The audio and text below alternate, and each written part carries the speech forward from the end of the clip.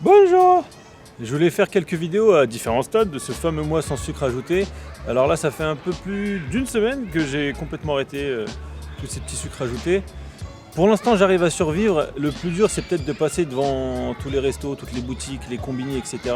et de refuser tout ça. Peut-être aussi super dur à chaque fois qu'un pote me propose un truc, soit de dire non, soit de faire le relou au resto. Donc j'ai peur de perdre quelques potes. Alors aujourd'hui, je voulais vous parler des raisons qui m'ont... Alors aujourd'hui, je voulais vous parler des raisons qui m'ont poussé à entreprendre ce fameux challenge. Alors en priorité, il y a le sommeil, voir les effets sur mon sommeil, parce que la qualité de mon sommeil est particulièrement naze ces derniers temps.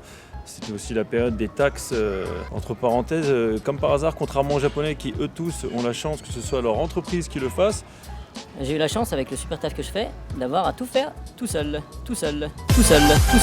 Les effets sur la récupération, les effets sur mes entraînements, les effets sur le six-pack, voir si j'arrive enfin à obtenir ce fameux six-pack, lol. Les effets sur la digestion, et dans un second temps, j'étais curieux aussi, on dit souvent que les sucres jouent sur la peau.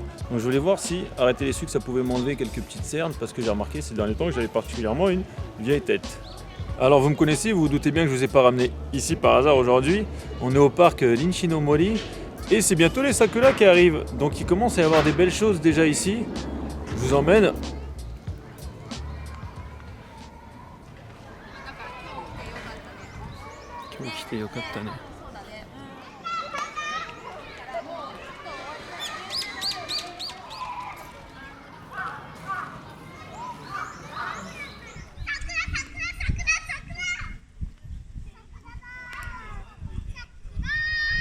C'est pas trop beau, sérieux?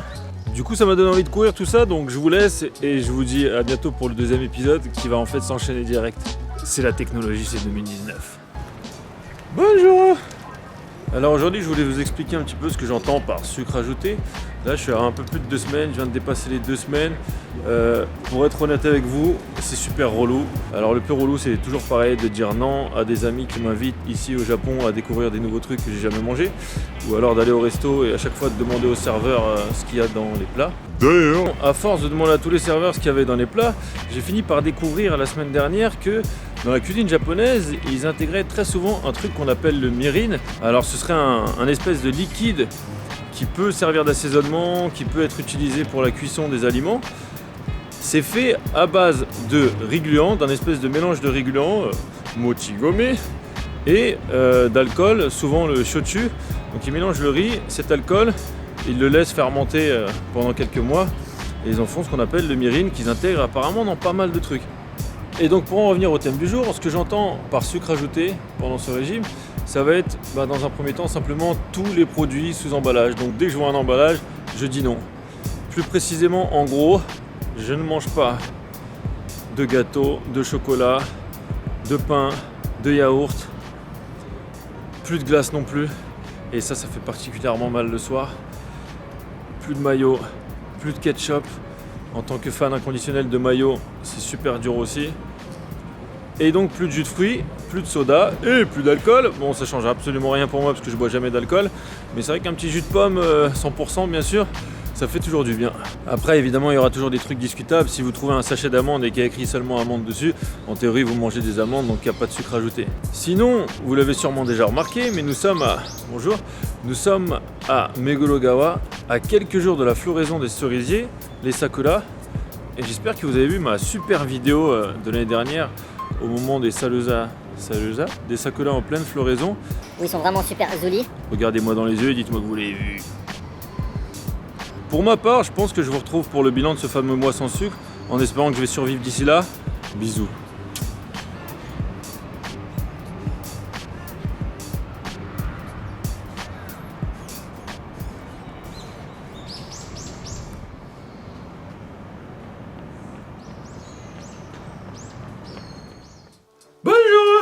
Alors toute première fois que je fais une vidéo comme ça dans une chambre ou en intérieur, ce qui va me permettre de parler fort, voire même de chanter How did I ever... Ça me fait un peu une coupe à l'Elvis, non? Alors en fait on est à 2 semaines après ce fameux diet sans sucre ajouté. J'ai choisi de faire ça en fait pour vous parler un petit peu de comment ça se passait après, de mes envies, comment je réagissais, etc. Et pour ceux qui ne le savent pas, en même temps j'ai jamais dit, c'est vrai, je suis allé jusqu'au Master 1 STAPS, donc autrement dit, je suis allé jusqu'au Master 1 Physiologie, Nutrition et Préparation Physique. J'ai appris pas mal de trucs et au final, tout ce que j'ai pu apprendre pendant ces 4 ans, c'est qu'en nutrition, on n'est jamais sûr de rien, donc mieux vaut tester les choses par soi-même. Alors revenons sur ce mois de folie.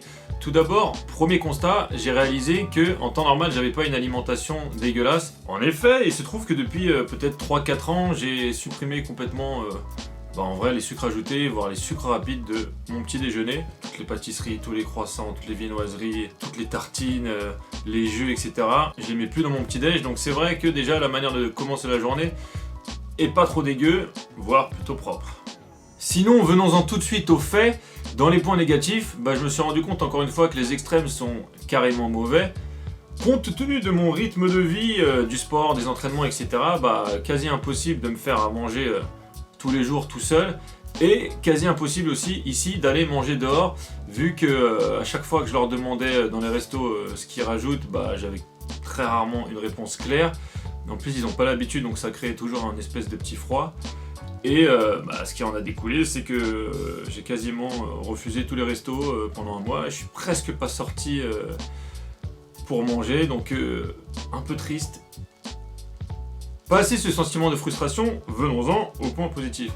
Donc dans les points positifs, je dirais un sommeil quand même plus net, des niveaux d'énergie beaucoup plus stables, j'ai quasiment pas eu de coups de fatigue pendant mes entraînements.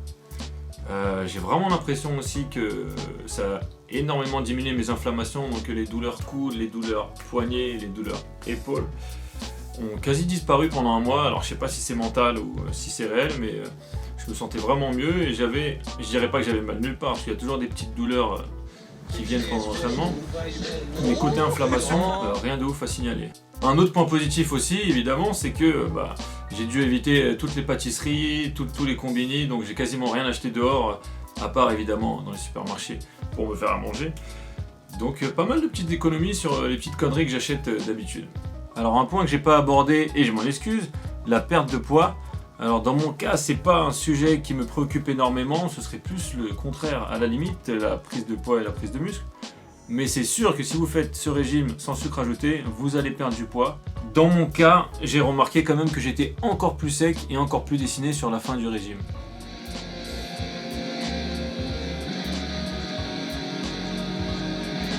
Par ailleurs, on en vient forcément à se poser des questions. Exemple, je suis allé dans un café me poser avec un pote et je me prends un petit thé et je me dis, mais vraiment, est-ce que c'est grave si je rajoute un morceau de sucre de canne ou un petit morceau de sucre blanc ? Et apparemment, d'après mes petites recherches, je me suis rendu compte que d'un point de vue chimique, le corps ne verrait pas la différence entre les sucres ajoutés ou sucres naturels. Donc après, le problème qui se pose, ça va être la quantité de sucre que vous ingérez au jour le jour. Et le dernier problème, vraiment, quand vous achetez des trucs avec des sucres ajoutés, comme des gâteaux, des jus de fruits, etc., perso, c'est pas la quantité de sucre qui me fait peur, vu que je m'entraîne pas mal. C'est plus tous les produits annexes qui sont intégrés à ce qu'on va manger. Ce qu'on pourrait aussi appeler aliments transformés ou encore ultra transformés. Je me rappelle d'un jour où le pote Jap avec qui je vis a fait un curry et m'en a proposé. Je lui ai dit, c'est quoi ? Nani ? Il me dit, c'est un curry déjà préparé que j'ai acheté au supermarché. Du coup, je lui demande, mais n'y aurait-il pas des sucres ajoutés dans ton curry ? Il me dit, attends, je sais pas, je regarde. Et au final, il me sort une vingtaine de mots qui n'auraient de sens ni en français ni en jap, dont certains qu'il n'arrive même pas à lire, mais qui surtout n'avaient pas grand chose à voir avec du curry, qui à la base n'est qu'une épice, à ce que je crois. Je suis même tombé sur des articles qui disaient que pour la coloration des pains de mie et des biscottes, il y avait toujours des sucres ajoutés. Et d'autres qui disaient qu'au Canada, apparemment, dans 66% des produits emballés, on retrouve des sucres ajoutés. Sinon, peut-être l'une des choses qui m'a le plus surprise, COI, COD. L'une des choses qui m'a le plus impressionné, c'est qu'à force de manger tous ces légumes et tous ces fruits, parce que pour combler ce manque de sucre, je bouffais beaucoup de fruits le soir, ananas, bananes, kiwi aussi parfois. J'ai peut-être pas doublé ma quantité de légumes, mais j'ai quand même rajouté quelques légumes le soir. Et je me suis rendu compte que je me couche quand même assez tard, en général entre minuit et 3h. Entre justement minuit et 3h, j'avais tendance à aller beaucoup plus aux toilettes qu'avant. Donc super intéressant, peut-être qu'en mangeant un peu plus de légumes, un peu plus de fruits, mon corps assimilait beaucoup plus d'eau. Ce qui est intéressant parce qu'on dit toujours qu'il faut boire beaucoup d'eau, 1 litre, 2 litres, on ne sait jamais vraiment la quantité d'eau à boire. Et en vrai, on oublie de dire que dans les aliments, il y a aussi beaucoup d'eau. Donc les aliments contiennent pas mal d'eau, ne l'oubliez pas. Alors là donc, comme je vous le disais en début de vidéo, ça fait à peu près 2 semaines que j'ai repris une alimentation entre guillemets normale. Et ce qui m'a le plus surpris après quelques jours, c'est que j'ai réalisé que j'avais beaucoup moins envie de faire le con le soir. Ça m'est même arrivé de m'acheter un pound cake, c'est des genres de 4 quarts ici, que j'adore. Et quand je le vois le soir avant de dormir, je me dis en fait, est-ce que tu as vraiment envie de bouffer ce truc? Et est-ce que ça va peut-être pas un peu compliquer ta récupération et pas forcément t'aider à dormir. Donc ce qui se passe depuis 2 semaines, c'est que de manière générale, je mange beaucoup moins de conneries. Et par exemple avant-hier, un truc qui m'a un peu surpris, je suis allé au resto avec un pote, sans limite, entrée, plat, dessert, glace, brownie, etc. Et dès le lendemain, paf, 2 petites plaques rouges qui réapparaissent. Donc sucre, pas sucre, est-ce que c'est les produits qui rajoutent dans la glace, dans le brownie ou dans tous les autres trucs que j'ai pu manger? C'est quasi impossible de le savoir. En tout cas, quand j'ai fait ce mois sans les sucres ajoutés, j'ai pas eu de plaques rouges ou d'irritation comme ça. Donc ça fait quand même un petit peu réfléchir. Donc au final, je pense que tout est une question d'équilibre. C'est un peu comme la viande, bouffer de la viande tous les jours, évidemment, c'est pas top. Mais s'accorder un petit chicken breast par-ci par-là, je pense pas que ça puisse vraiment tuer personne ou empêcher la récup sportive. D'ailleurs, si vous avez des avis à partager sur l'arrêt de viande, donc si vous êtes végétarien, végétalien, n'hésitez pas à laisser des coms, ça m'intéresse et ce sera peut-être l'objet de mon prochain test. Arrêter la viande et le poulet. Donc pour vous raconter un petit peu ma life, pour vous expliquer pourquoi j'ai fait ce diet, parce que vous dites peut-être, putain mais le mec en fait il fait du sport, il a pas des petits déjeuners trop dégueux, donc c'était quoi vraiment son problème? Mon problème c'était surtout que le soir je bouffais comme un et je m'enchaîne souvent des chocolats, parfois des sandwichs peanut butter, pas tous les soirs évidemment, des gâteaux, des glaces, j'hésite pas à prendre des desserts un peu frauduleux, ça se dit pas, mais des desserts un peu bizarres dans les restos. Donc je me disais, tiens, est-ce que si j'arrête toutes ces conneries, je vais récupérer mieux et est-ce que je vais dormir mieux? Donc comme j'ai dit, réponse positive, j'ai quand même mieux dormi, un sommeil plus stable, je me réveillais plus frais, aucun coup de fatigue pendant les entraînements et donc les inflammations qui ont disparu. Ça reste quand même la grosse conclusion pour moi de cette vidéo. Et si jamais vous voulez que je fasse des vidéos dans des endroits plus studieux ou avec un meilleur matos, n'hésitez pas à laisser un petit like, un petit pouce bleu, laissez des coms surtout, interagissez, ça fait plaisir, je réponds à tout le monde, à part quand c'est vraiment des messages chelous. Donc soutenez, ça fait plaisir. Et si jamais vous voulez en savoir plus, je suis un peu trop chaud. Et si jamais vous voulez en savoir plus sur le Japon, n'hésitez pas à laisser un com, puisque je me tâte à raconter un peu plus ma life que d'habitude. Dites-moi ce que vous en pensez. Entraînez-vous, croyez en vous. Never stop training. Prenez soin de vous et love. Bisous.